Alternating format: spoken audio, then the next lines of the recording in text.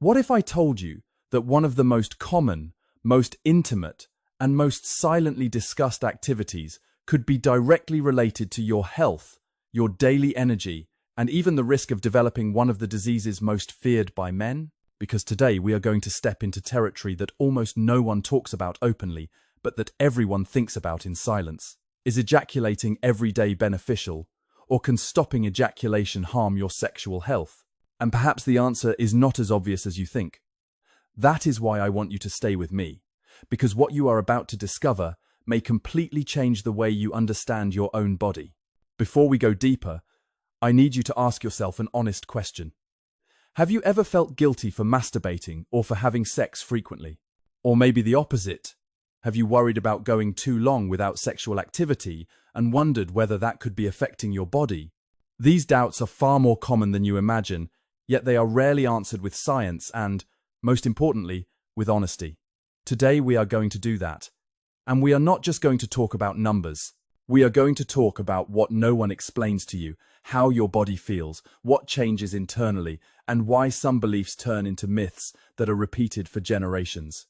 Because when we talk about ejaculation, we are not talking only about sex. We are talking about hormones, the prostate, pleasure, anxiety, identity, masculinity, and also fear. Fear of cancer, fear of erectile dysfunction, fear of losing performance, or fear of doing it too often. These fears exist because clear answers are missing. So let us go step by step, but keep something in mind from now on. Nothing in your body happens by accident, and every process that seems simple has a much deeper story behind it. Over the past few years, several scientific studies have tried to answer a very specific question. Could ejaculating more times per month reduce the risk of prostate cancer? And this is where things become interesting, because the results are eye-catching. In one of these studies, men who ejaculated around 21 times per month were compared with men who ejaculated about 7 times per month, and the surprise was clear. Those who ejaculated more frequently reported a lower risk of developing prostate cancer. But before you rush to conclusions, you need to understand something crucial. Correlation does not always mean direct cause. And this is where the truly fascinating part begins. Because the question that immediately arises is inevitable. Why would this happen? What does ejaculation have to do with cancer? The answer goes beyond what it seems. When a man ejaculates, he does not only release semen, but also eliminates toxins, free radicals, and metabolic byproducts that can accumulate in seminal fluid. On top of that, this process stimulates cellular renewal and promotes a more balanced hormonal environment. It sounds logical, right? But science does not work on logic alone. It needs evidence, it needs control of variables, and it needs time. And here comes the big but, because those studies were retrospective. That means they looked back at the participants' lives and relied on memories, reports, and past data, which can contain errors. And when we depend on human memory, there is always the possibility of bias. Some men forget, others exaggerate, others minimize. So, even though the observed trend seems promising, we cannot yet turn it into a rigid medical recommendation, like, you must ejaculate a specific number of times per month. This is where many people become frustrated, because they want an exact answer, a precise number, a perfect formula.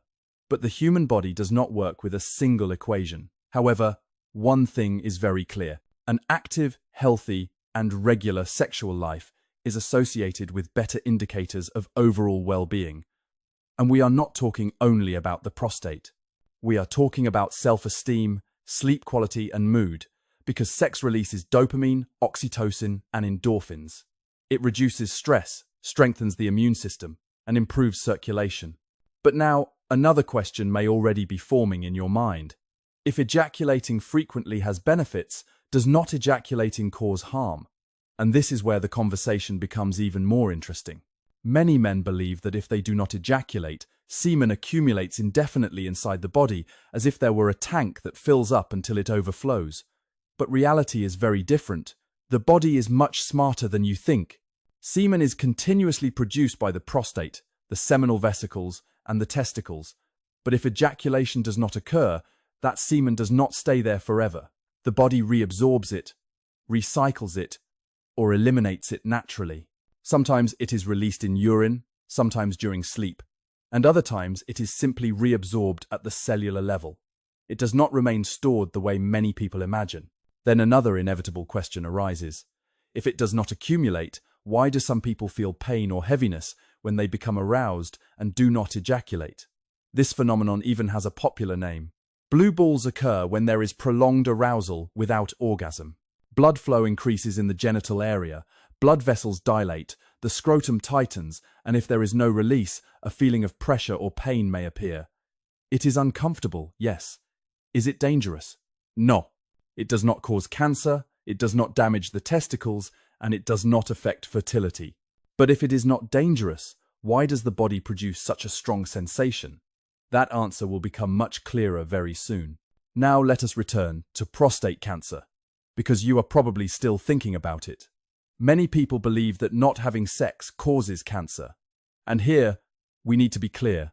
There is no scientific evidence proving that abstinence alone causes prostate cancer.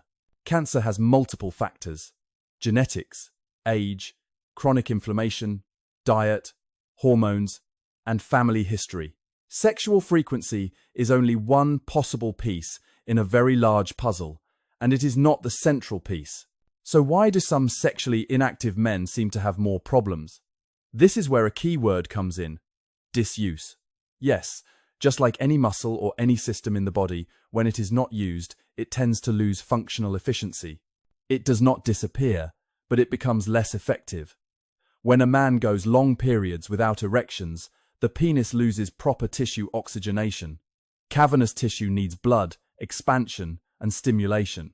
When that does not happen, elasticity decreases, collagen increases, erectile rigidity is affected, and little by little, often without noticing, the body adapts to a life without sexual activity. But it does not end there, because the mind also responds. Arousal is not only physical, it is neurological and psychological. When stimulation becomes rare, desire fades. And when desire drops, performance follows. This can lead to premature ejaculation, delayed ejaculation, loss of desire, performance anxiety, and dysfunction. Not because the man is broken, but because the body adapts to the habit of disuse. It is like someone who stops training for years and then suddenly wants to run a marathon overnight. Then an even deeper issue emerges. What happens when a man starts avoiding sex out of fear of failure? And failure increases because he avoids sex. He enters a cycle that feeds itself. And here is the key point. Sexual health is not just about organs. It is about identity, self-esteem, and how a man sees himself in the mirror. That is why it is not enough to simply say, have more sex, or masturbate more. The real question is, what is leading you to do less?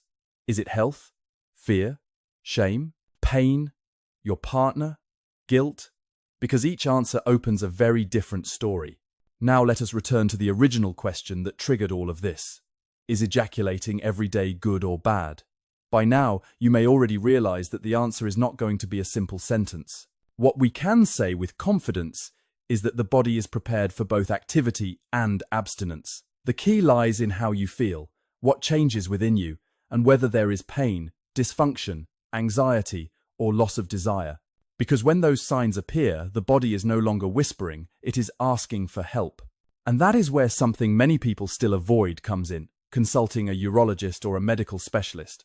But now comes an even more personal question, and probably the most important of all, the one very few men dare to answer out loud, but everyone asks themselves in silence. What is your body really telling you right now about your sexual life? Are you ignoring it, or are you listening? In the next part, we will explore how the signals your body gives you can turn into answers that truly change your sexual life, your well-being, and of course, your long-term health.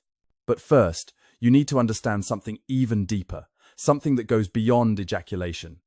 Stay with us and discover what you may never have been told before.